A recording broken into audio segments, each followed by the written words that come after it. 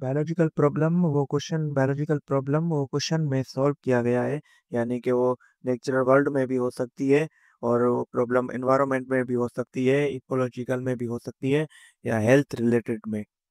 तो ये biological problem थी जो जिसको यानी कि पहले सॉल्व नहीं पता नहीं था कि ये मलेरिया की वजह से होती है।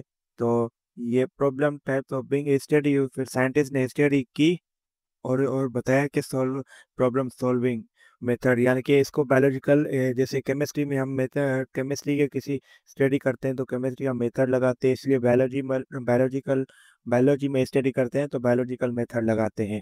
फिर फाइंडिंग आंसर लिखो लॉजिकल, यानी कि उसके लिए सपोर्ट एंड एविडेंस यानी कि वेरिफिकेशन भी होना चाहिए। Here here we take an example of malaria, malaria की यानी कि एग्जांपल लेते हैं, the greatest killer disease of man centuries है, यानी कि ये पहले के जमाने में सदियों से लोगों को मलेरिया लोगों को ये मारता था सदियों से।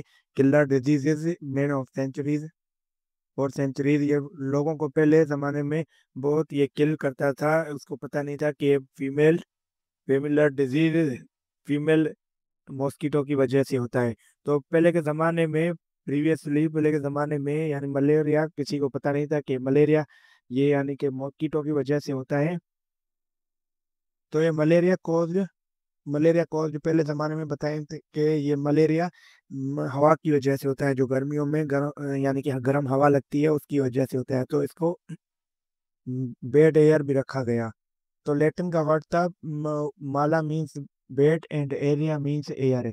तो ये साइंटिस्ट ने बताया कि ये बेड यानी ये हवा की वजह से, गर्म हवा की वजह से, जो बेड एयर है गर्मियों में होती है उसकी वजह से एक यानी कि एक को लगती है फिर दूसरे को भी लग जाती है उसके साथ है।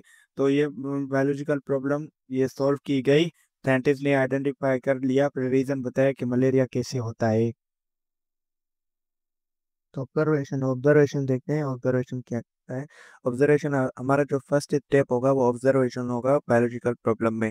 जो हम बायोलॉजिकल जो प्रॉब्लम होगी उसका जो प्रॉब्लम में फर्स्ट स्टेप यानी कि होगा वो ऑब्जर्वेशन। फिर उसका एक हम क्वेश्चन बनाएंगे, क्वेश्चन बना के उसको ऑब्जर्व करेंगे कि ये जो सोल्यूशन है ये बायोलॉजिकल प्रॉब्लम को स्टार्ट कर रहा है ऑब्जर्वेशन को, यानी कि ऑब्जर्वेशन बायोलॉजिकल प्रॉब्लम में सबसे पहले स्टार्ट करेंगे ऑब्जर्वेशन से। तो ऑब्जर्वेशन जो होगा हमारा वो किसी चीज पर होगा, या प्लांट की मूवमेंट पर होगा, या एनिमल के बिहेवियर पर होगा। तो ये ऑब्जर्वेशन दो किस्मों के होता है नॉलेज में, यानी कि साइंस में क्वालिटेटिव होता है और क्वांटिटेटिव होता है। तो ये क्वालिटेटिव तो ये क्वालिटेटिव तो ये क्वालिटेटिव यानी कि सेंस में होता है, फाइव सेंस को कहते हैं क्वालिटेटिव, और क्वांटिटेटिव मेजरेबल को कहते हैं जो मेजर किसी चीज का मेजर करते हैं। तो आइए देखते हैं।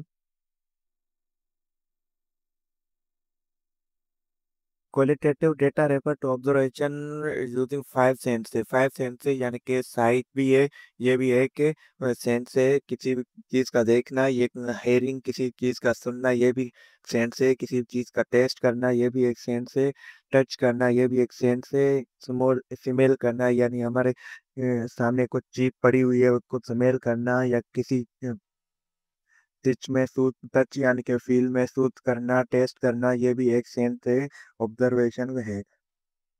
तो ये क्वालिटेटिव सेंस कहलाते हैं। अगर इसमें से यानी कि साइट नहीं है तो हम हेयरिंग तो कर सकते हैं, टेस्ट तो कर सकते हैं, टच तो कर सकते हैं।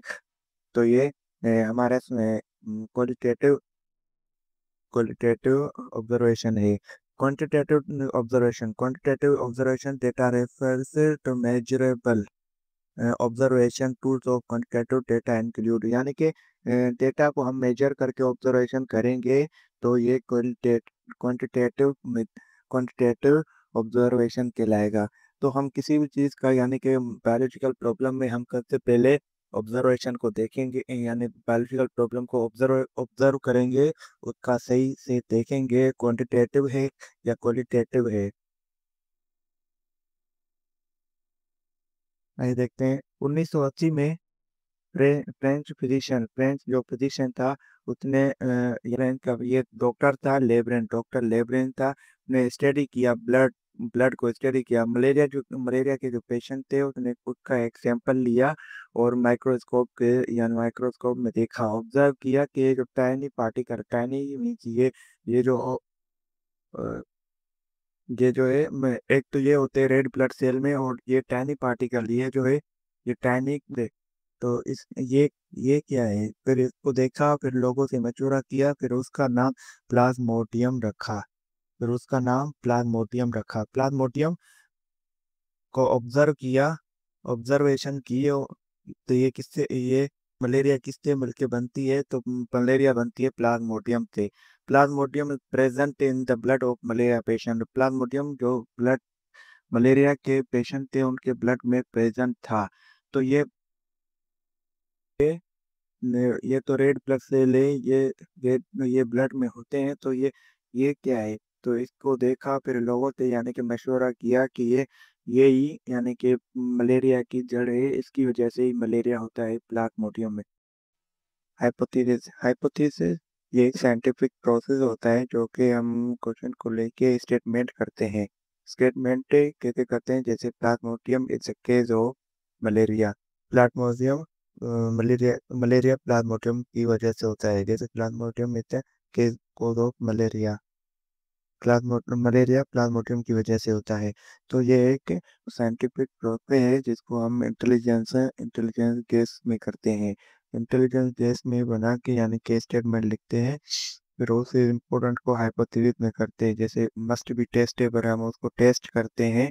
That test means you should be able to test your hypothesis, हम उसको टेस्ट करते हैं एक्सपेरिमेंट के साथ। अगर वो एक्सपेरिमेंट है हाइपोथेसिस को सपोर्ट कर रहा है, अगर वो एक्सपेरिमेंट हाइपोथेसिस को सपोर्ट कर रहा है, तो वो एक्सपेरिमेंट अगर सही है, अगर सपोर्ट नहीं कर रहा तो वो फ्लासिफाइड हो जाएगा, यानी कि दोबारा फिर करना पड़ेगा हाइपोथेसिस से।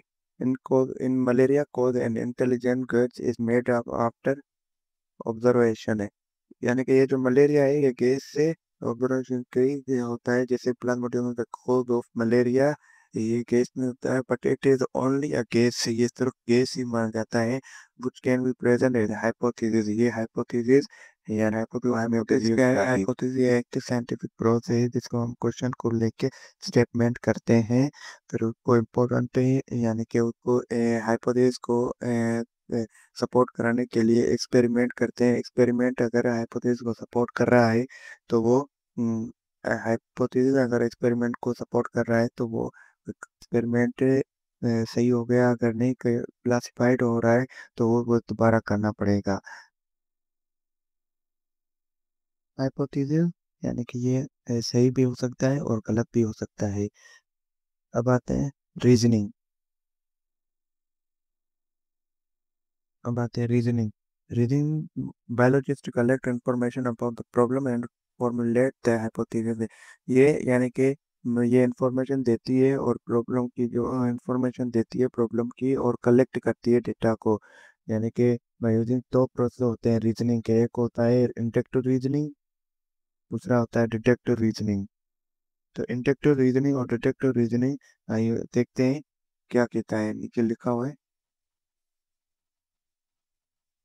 इंडक्टिव रीजनिंग कहता है move from specific to general, move from specific to general, यानी कि कहता है shark is a fish, shark एक फिश है। एक एक मिसाल लीजिए कि शार्क एक शिकारी है, तो बाकी सारी शार्क शिकारी होंगी क्या, तो ये होगा इंडक्टिव रीजनिंग। जैसे कि आपके ये हमारे अर्थ में जैसे ऑक्सीजन है, बाकी प्लेनेट में ऑक्सीजन नहीं है, तो हम क्या उधर भी रह सकते हैं, तो ये होगा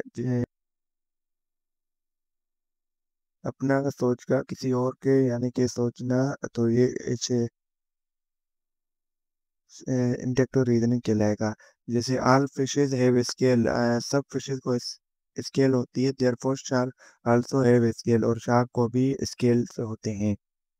inductive reasoning inductive reasoning inductive reasoning move from general to specific, यानी कि ये जनरल से स्पेसिफिक में यानी कि मूव करता है। It is based on if then statement है, यानी ये खास किसी ज्यादा सोच कर किसी खास में जो ना, जैसे plasmodium is the cause of malaria, malaria plasmodium की वजह से ही होता है।